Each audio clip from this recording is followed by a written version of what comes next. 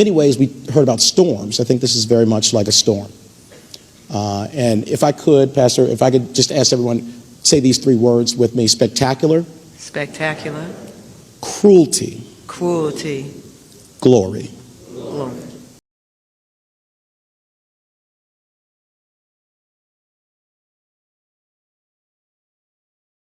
One is a devastating story. Just after midnight last night, police say former Virginia Lieutenant Governor Justin Fairfax killed his wife and then himself in their Annandale, Virginia home. That's just across the Potomac River from here in Washington, D.C. Both of their teenage children, aged 14 and 16, were home at the time of this crime. CBS News Homeland Security correspondent Nicole Skanga following everything today. Nicole, what do we know? I was at the scene earlier today, Major, and shock is the word that neighbors are using. It's the word that Fairfax County Police Department Chief Kevin Davis used. Justin Fairfax was not only the former lieutenant governor, but he was a known figure and a one-time rising political star. His wife, Dr. Cerina Fairfax, a dentist, also known in this community. Federal prosecutor, the first black lieutenant governor in Virginia's history. His name was Justin Fairfax, and not long ago, people were talking about him in the same breath as the presidency. But tonight, we're not talking about his rise. We're talking about what happened in the early hours of April 16th, 2026, inside a quiet house on Guinevere Drive in Annandale, Virginia, while two teenagers slept under the same roof. What was supposed to be the end of a marriage became the end of two lives. The gun he used, court records would later reveal he bought it in 2022, with money earmarked for his children's horseback riding lessons. This is the story of a man who had everything and a woman who deserved so much more. Stay with me, because this case is more complicated and more heartbreaking than any headline can capture. Before we talk about how she died, we need to talk about how she lived. Dr. Cerina W. Fairfax was 49 years old, a dentist serving the Fairfax County community, a proud alumna of Virginia Commonwealth University, and above all else, a devoted mother. She wasn't famous in the way her husband was. She didn't have political titles or campaign rallies. What she had was something rarer, the deep respect of everyone around her. Cerina was part of a close-knit group of black female dentists in Northern Virginia, women who built careers and community together. People who knew her described her as financially grounded, career-focused, and fiercely dedicated to her two teenage children. When her marriage began to crack, she didn't just sit back. She fought through the courts, through the legal system, to protect herself and her kids. She installed security cameras throughout her home after previous incidents. She filed for divorce. She testified in court about what was really happening behind closed doors. And critically, those cameras were recording the night of April 16th. Cerina Fairfax was not a side character in this story. She was the story. A woman who did everything right, who fought back through every legal channel available to her, and who still couldn't outrun what was coming. We owe it to her to say her name, to tell her story honestly, and to never let it be overshadowed by the man who took her life.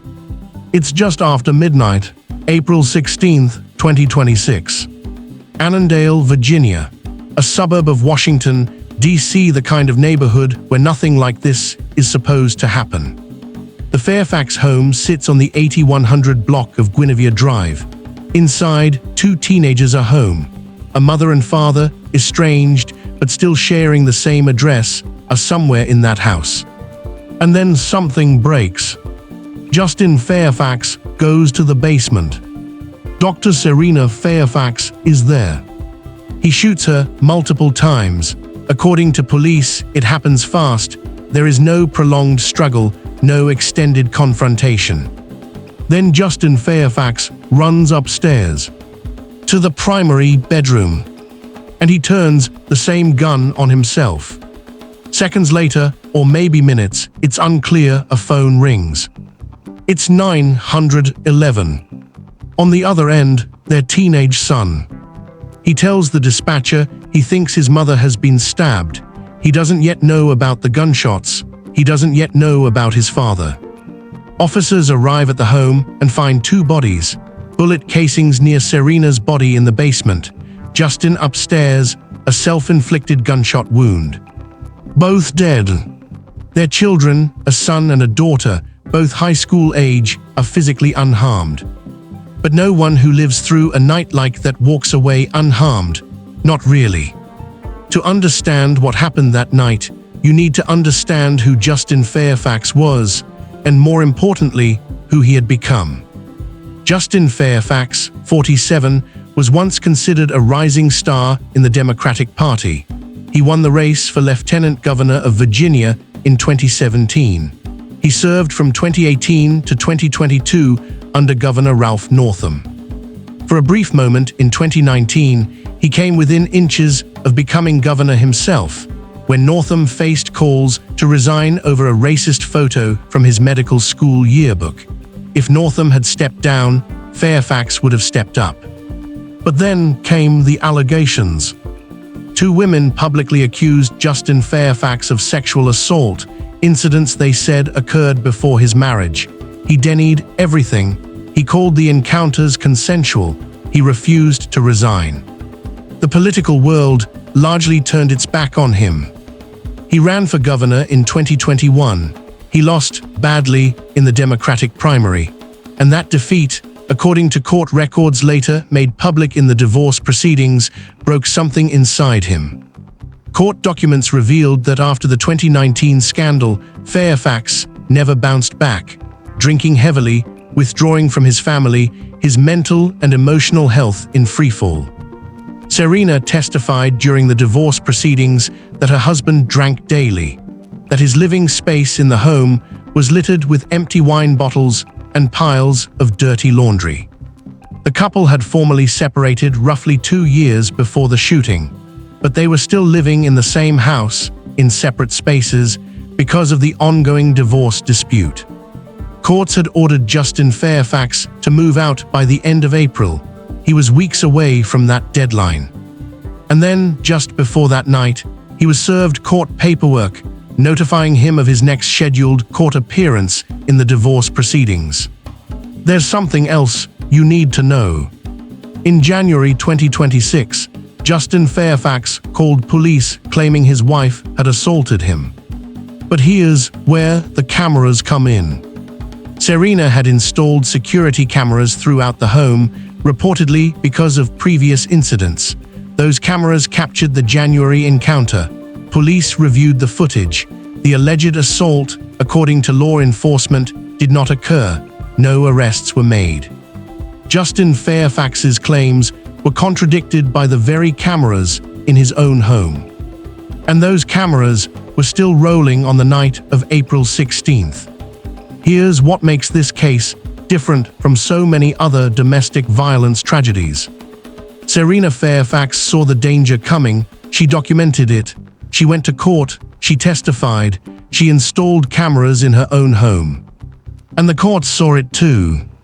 In a March 30th order, just over 2 weeks before the shooting, the presiding judge told Justin Fairfax to vacate the home by the end of April. The judge wrote directly in court documents that tensions in the Fairfax home had been extremely high for an extended period of time. The court also documented that Fairfax purchased a handgun in 2022 using money that was intended for his children's horseback riding lessons. Let that sit for a moment.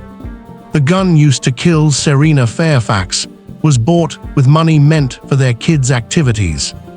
The courts knew the tension was escalating, the cameras were in place, the paperwork had been served, and yet the system couldn't stop what happened next.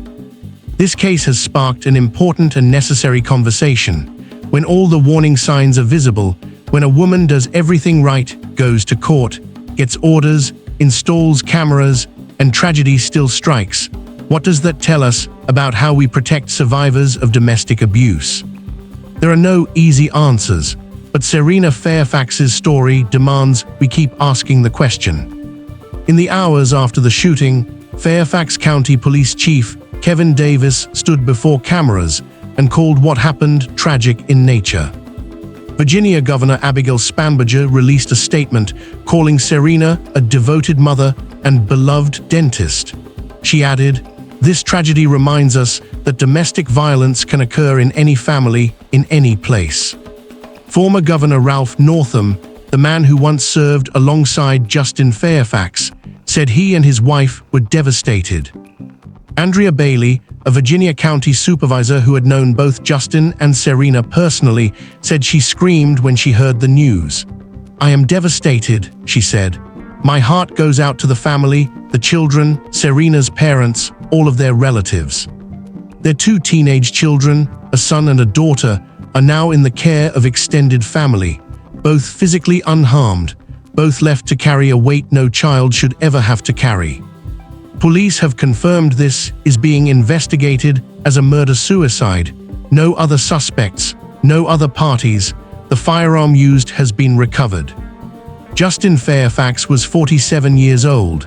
He had faced sexual assault allegations, a ruined political career, financial trouble, and a bitter divorce.